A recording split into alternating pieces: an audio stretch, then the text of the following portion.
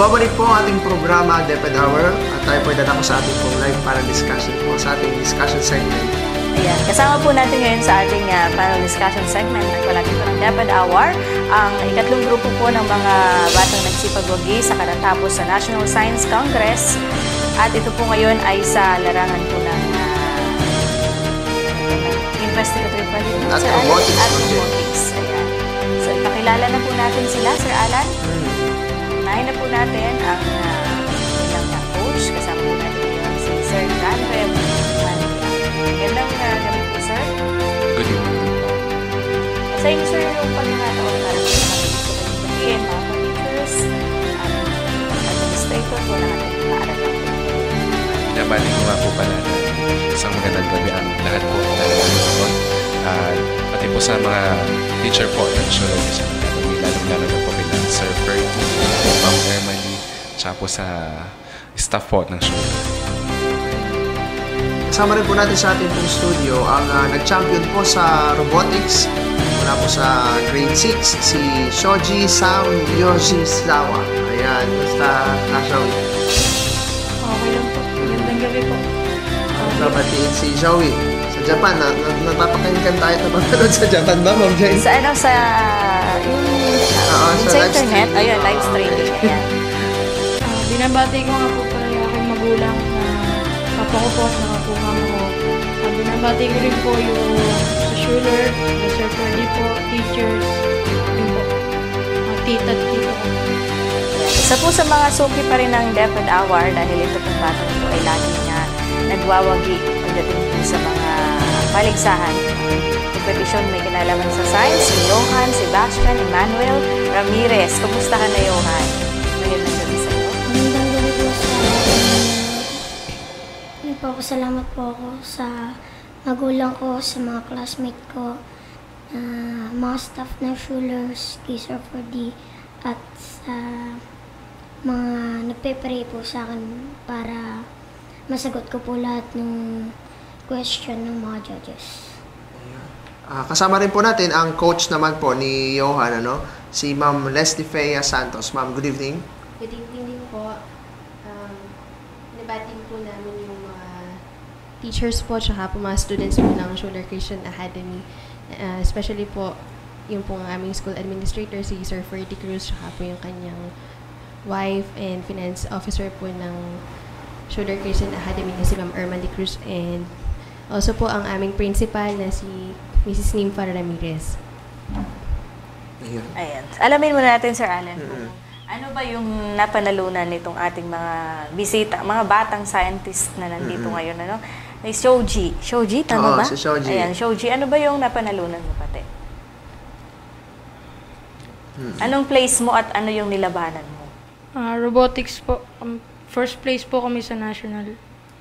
Robotics ay yun yung title ba ng iyong ipinanlaban o yun na mismo yung pangalan ng contest? Yun po. Okay. Tama, Ma'am Jane, robotics yung nilabanan niya, Wala kasi sa high school noon eh. Nga kaya medyo hindi ako familiar, Talaga, robotics agad. Robotics agad yun.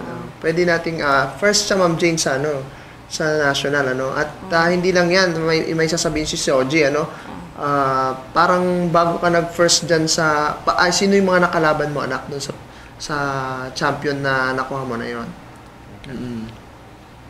May naglaban-laban pa di ba? May category pa kayo, di ba? Opo. Ano nga ba yun, ikwento mo nga sa ating mga tagapanood. Category ano ka na nga, Shoji? B po. B, Kaya di ba, Ma'am Jane, nakaraan? Kaya category B yung nilabanan nila. Sila yung second place. Second or third place sa region. Sa region. In that case, si Shoji sa region ay third place. Tama? Ayun, Shoji. At pagdating sa national, siya ang nag-first place. Hindi pa muna. Nag-first place siya sa category niya. Tapos may ginawa pa sila nun, Ma'am Jane. After that, pinaglaban ngayon yung category A at B. Ikakwento ni Shoji kung anong nangyari doon sa category A at B at anong pinagawa sa kanila doon, Shoji. Pinabuo po kami ng robot po. First mission. Yun po yung first mission namin. Ayan.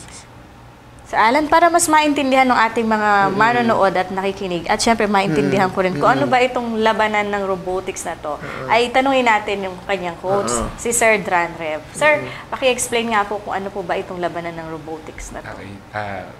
So doon po sa category po namin, nagkaroon po kasi ng dalawang mission. Yung first mission po, kailangan ng robot na makalakad siya, tapos bago siya mabunggo, dapat liliko siya. And then, yun nga po, nagawa ng tama ni Shoji Sam yung pag-build ng robot tsaka yung tamang program. And then, nung pong sa final mission po, kailangan naman po ng robot na magsusort ng 4 na kulay kung saan ilalagay yon sa tamang lalagyan. So, yun po. Dumugo ba utak mo? Ito po bang robot na to ay dala nyo po or nandun na to sa contest venue provided ng organizer? Dinala po namin yung unit namin sa school. Galing po sa school yung unit. So yan po ay labanan ng kung paano i-manipulate ang mga robot. Opo, tama po. Ayan. At saka kung paano gumawa mismo, Ma'am Jane, ng robot. Yun. At kung paano gumawa. Kasi bubuin mo yan from the legs, from the arm, gano'n. Tapos yung commands ng robot kung gagalaw ba yun o paano yung lakad niya, gano'n. Ano? Tama, sir, ano? Yes po. Oo. Nakakatuwa naman, no? May mga labanan na rin kalakay ng mga robot. Oo. At ng mga manggagawa ng robot. Okay. Kasi nga, siyempre, hindi naman na, nahuhuli ang Pilipinas pagdating sa antas na yan, ano. Nanonood nga akong nakaraan sa sa Discovery Science, ayun. Science Channel yun, no? Yung parang may nucleus na science, no? Yung mga how it is made, parang gano'n. Yung mga products, paano ginagawa. Tapos nabibilib ako dahil magbago mga robot talaga. So, yung ba sir, yung po bang pagtuturo natin sa mga bata na gano'n, leading to that concept na gagawa din sila ng ganong mga motor, mga machine, robot na ganon? Yes sir. Actually, sineset po namin yung mind nila na pagka-graduate nila, kailangan maging engineer sila or sa pagdating ng panahon, sila naman yung gagawa ng robot na maaaring makatulong sa bansa natin. Ayun. Kayo sir ay nakagawa na rin kayo ng robot, no? Actually, yung pong bago ko po ituro sa kanila, ako po muna yung nagbi-build. And then, inaaral po yung design po mismo ng robot kung paano siya gagalaw at gagana. Saan po yari yung mga robot na to? Yung pong materials po namin, ano po siya, Lego, powered by Lego. And ito nga po yung bagong technology po ngayon ng Lego, yung pong tinatawag na NXT Mindstorm. NXT Mindstorm. Parang next, no? Yes po. NXT. Ayun. So, tanong mo, Ma'am Jane, kung magkano yung set na yon. Baka gusto mo mag-purchase, tapos mag-practice ka din, ano? Medyo wala akong tiyaga kasi sa computer din ang gagana dyan, sir. Para makapaggawa ka ng command kung paano ikilos yung robot. Tama ba? Bali, dalawang way po ng pagpo-program. Isa po yung sa NXT Mindstorm, and then yung pong pangalawa, yung nga pong ikinoconnect po natin siya sa computer. So yung NXT Mindstorm po, ayun na po yung pinaka-program. Yun na po yung yung pong brain ng robot. Yun. Tama. At ang Schuler lang, Ma'am Jane, ang parang longest longest school na nag-o-offer ng robotics, and it's part of their curriculum.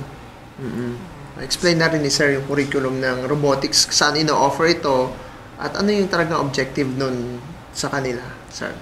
So, yun nga po, sa Schuler po, ang robotics po namin ay tinuturo po sa grade 5 and grade 6 po, na kung saan kami din po naging for 3 consecutive years na pong nagcha-champion sa competition po na ito. Tanungin natin kung ano-ano po ba yung nakakalaban nila usually na mga schools, mga division, anong level ba? Sa national. Sa national. Sa national. Sa national level po, may mga private and public din po 13 regions po yung nakakalaban po namin. Nasa ilan po, alam niyo po ba kung nasa ilan kayo naglaban? Nasa 15 po. Ayun. Ang dami yun, Ma'am Jane, ano? And I'm sure yung mga sumali doon ay nag-o-offer din ng mga ganong course po ba tawag dito? Or ano? subject? Anong tawag po dito sa inyo? Parang dito po sa part po siya ng isang part po siya ng competition po na yun. Sa inyo po? Paano, Sa curriculum po namin, ito po talaga subject na talaga siya ng ng grade 6. Dati po kasi sa grade 5 and 6 po namin, ino-offer po namin ay computer. Ngayon po, pinalitan na po namin ng robotics. Di ba? Kasi mga bata, alam nang mag-computer gumamit ng computer sa bahay, no? I mean, most of them, ano? The robotics nga naman ang yan nila. Kaya kapag may kakilala ka na mahilig din na, parang sa tingin mo may click sa utak nila yung robotics. Pwede ka daw mag-enroll. Pwede mo siya pag-enroll din sa Schuler, ano? Magkano? Ayan. Mura lang yun, Ma'am Jane. Dahil affordable doon. Kasi may installment naman sila doon. Yan. So, si Shoji, babalikan natin si Shoji mamaya. Kwentuhan tayo ulit, Shoji, ano? Usapin naman natin si Johan. Actually, dalawa, Ma'am Jane, ang nilabanan nitong si Johan, ano? Lagari sa nung nakaraang National Science Congress. Tanong muna natin yung sa investigatory project niya na in-interview natin noon na nag-champion sa region. Ikwento nga ulit ni Johan yung kanyang investigatory project para sa mga hindi nakapanood po ng episode na in-interview namin si Johan. Ang nangyari po sa SIP ko po ay, di ba, nanalo po kami. Tinanong po ako ng mga judges sa Laguna at medyo nag-isip-isip na mga may hirap na voltage. Ano anak yung talagang nagawa mo sa investigatory project mo? Ano yung output mo doon? Ako yung mga ako po kasi yung nagbigay ng mga materials kay Papa na parehas kami nang gumagawa ng SIP ko. Ano ulit yung title? Ano yung title daw nung Evaporative cooling device. Evaporative cooling device. Hindi masyadong alam ng ating mga tagapanood yun, Johan. Kwento mo nga kung paano gumagana itong evaporative cooling device na to. Yung ginagawa po nito, pwede rin po siya sa mga picnic. Kukonektan niyo po siya sa car niyo. Pwede rin po kayo maglagay ng mga soft drinks, Coke in can, C2, ganun. Tsaka pwede po kayong magpalamig. Parang ano to, Johan, ano? Parang siyang cooler. Parang built-in, carry-on, refrigerator, parang ganon. Oo. Ayun. Kasi you can't bring your refrigerator nga naman, powered by an electricity din to, Opo. Kailan po, mahina lang po yung nakukuha niyang electricity. So, para Ma'am Jane, makakapagpalamig ka sa mababang voltahe o amount ng electricity, na madadala mo pa, Battery, anak yung nagpapagana doon? Hindi po. Hindi. Electric po siya. Nagpapalamig na po kayo at onti lang po yung nakukonsume niyang energy. Pero sasaksak mo din sa outlet, ganun ba? Opo. At pwede rin siya sa car daw sa battery ng car. Wala kasi akong car kaya sabi ko battery. Yun naman ang susunod na i-invent rin. Kung paano magkaroon ng car nung walang pambili ng car. Pati nga, hintayin ko yan. Ilan taon na si Johan ngayon? Hintayin ko yung Johan. 11 po. 11. Siguro mga 20 years pa, no? Hindi, ko na noon? 38, no? Biro lang po, Ayan si Johan. So, Johan, itong investigatory project mo na to ay paano makakatulong sa mga ordinaryong tao? Pwede rin, yun nga po, sinabi ko na pwede rin po siyang lagyan ng mga waters, ganun. Na ngayon po, pwede na magsasummer na po, pwede po siyang gamitin. Natatandaan ko, Sir Alan, nung guest natin si Johan, ay yan nga evaporative cooling device yung pinipresent niya nga na ipanglalaban nga dito sa Science Investigatory Project. Medyo alalahanin nga natin ulit kung saan nangyayari itong evaporative cooling device na to. Johan? Square siya? Square ba siya? Opo. Ayun. Anong materials na ginagamit dito? Mga materials po na ginamit namin ay water pump, condenser, yung pinakakahan itong cooling device, ano to? ano po yun? plastic container. Ayan, Ayun, plastic container. Para din yung mga nabibiling ano. Pwede ko bang magawain sa sarili ko, Johan? Yung invention nyo na yan? Pwede rin po. Kaya kong gawin.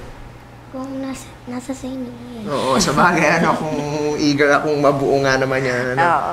Cooling device, pero hindi naman siya makakapagpatigas ng yelo. Hindi. Ayun. Hindi. Kasi nga, medyo konti lang na anong kailangan eh. Parang pag may nagsabi sa akin, hindi ko na kailangan yung evaporative cooling device yan. Meron naman akong mga parang mga Coleman, mga ganun. Ano yung advantage nung invention mo na yun kaysa dun sa mga Tapos kung cooler walang car, paano niya cooler na available sa market? Pag nasa picnic. Yan. Kasi po, kung compare niyo po natin siya sa electric fan na pag sinaksak sa outlet, ay mas mahal po yung nakukonsume ng energy kasi pinapabilis lang po niya yung pagdaloy ng hangin sa yung warm air. Di pag gumana po yung yung machine niyo po, di papabilisin lang niyo po yung hangin. Medyo may amnesia kasi ko, Ma'am Jenna. So, i-compare ni Johan sa electric fan. So, basically, ang function nito ay parang air condition. Ayun, hindi sa pagpapalamig ng mga pagkain. Kaya sabi ko, refrigerator ako ng refrigerator. Yun pala ang comparison nun. Kaya hindi siya pwedeng compare sa mga Coleman na cooler na gano'n. So, sa electric fan, malamig talaga, Johan. Parang aircon. Oo. Paano mapapalamig ang pagkain? Tututukan. Tututukan Okay, sabi niya siya. kanina. Ayun. Ayun, so nalinaw po, yun po ay parang air condition unit, Dapat pala, nagdala sila ng picture kung hindi madadala yung cooling device. Ayun. Pero na-discuss na yun, nakalimutan oo nga natin. hindi ko pa rin ma-imagine talaga yung itsura hanggang ngayon. Ayun, so mahal kasi talaga ang kuryente na kukonsumo ng aircon at dahil po sa invention nga po ng batang ito, ay meron po tayong hangin na sinlamig ng aircon, pero mababang halaga lang yung babayar natin sa kuryente. At yung sinabi mo, Johan, na pwede sa sasakyan, dun na rin kukuha ng kuryente sa sasakyan. Ayun. Kaya pwede sa sasakyan. Ayan. Ang sabi niya kanina, tututukan. Gaano katagal tututukan ng pagkain para lumamig? Parang hindi naman nasubukan ni Johan. Yung nasubukan mo ba? Hindi. Oo, kita mo. Siguro yung lang. Ayun. So, yan po si Johan, Tanong naman natin, Ma'am Jane, si Ma'am Leslie. Ma'am Leslie, ano naman po yung natin, after po ng regional level, ano pa po yung ginawa nating preparation para po doon sa national level? Sa investigatory Sa project investigatory muna, project, ma'am. So, syempre po, ni-review po namin si Johan yung po mga concept, principles, and yung po mga usual po yung mga possible na itatanong po sa kanya. Nagkaroon po kami ng mga briefing. And so po, marami po kaming question and answer po na training na ginawa po sa kanya. I-recall nga po natin, ma'am, yung suggestion from the regional level na sinabi during the defense, ma'am. Ano po yung suggestion ng mga panel sa regional level? Ayun po. Isa po din sa suggestions po nila, gawa daw po kami ng cost analysis, kung magkano daw po yung itemized na cost po ng bawat materials. Saka po, dapat daw po i-compare namin siya sa same na commercialized na evaporative coolers or evaporative aircons po. Were you able to to initiate or to do the suggestions? Opo, yun po Incorporate the suggestions. Opo. Yun po sa cost analysis na we were able to audit po na nasa 1,800, tama ba? Nasa 1,800 po yung 1,500. 1,500 po yung cost po nung lahat po ng ginamit na materials. Tapos doon naman po sa comparison na kasi po ang objective po namin is to compare po yung evaporative cooling device po na project po namin. Compare lang po siya sa in terms po ng 4 parameters po na ano yung 4 parameters natin? Opo. I-compare po namin yung 4 parameters po na yun sa electric fan tsaka po sa commercial or compressor base po ng aircon. And then, kukunin po namin, parang best of both worlds po siya. Ano po ba yung mas magandang gamitin? Kung electric fan po ba or aircon o yung pong evaporative cooler. So, hindi po namin goal na palitan po yung commercial na evaporative aircons. So, lumabas ma'am doon, yung evaporative cooling device ni ang cost-effective. Yes po, cost-effective siya po. Efficient din po siya as cooler kasi nga po, mabilis po yung airflow, tapos mataas din naman, mababa din po yung temperature na napaproduce po niya. Gaano po, nag-overheat po ba ito? Gaano po katagal mo pwedeng gamitin? Yun po kasi sa evaporative cooling device po namin, nilalagyan po siya ng ice or cold water po sa loob ng container. Tapos, para po siyang water cycle, yung principle po nun, na meron pong condensation, tsaka po evaporation na nangyayari. Kaya po, kung mapapreserve yung tagal po ng yelo, for example po, yung isa pong block ng ice na nasa 10 pesos or 20 pesos po na block of ice ilalagay po sa loob ng container. Kung gaano po siya katagal na magme-melt, ganun din po siya katagal na mapapalamig po yung environmental air po. So, parang sa Iwata, Ma'am Jen. Iwata nga ba yun? Yung mga gano'n na? Opo. So, yun. Marami pa po tayong mga kwento, kwentuhan po na sa ating pong mga guests. Maya-maya po, pagbabalik po ng DepEd Hour. Huwag po kayong alis.